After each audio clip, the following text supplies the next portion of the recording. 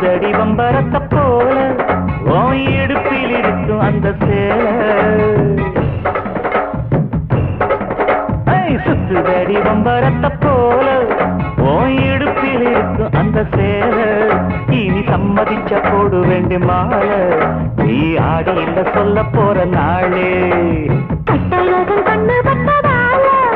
இந்த தண்ணி கொண்டு கற்பூரத்தை போல கொஞ்சம் கொஞ்சம் நான் கரைஞ்சு போனேன் நீ கொஞ்சம் என் பக்கம் வந்ததால அட சுத்துதடி வம்பரத்தை போல உன் இடுப்பில் இருக்கும் அந்த சேலை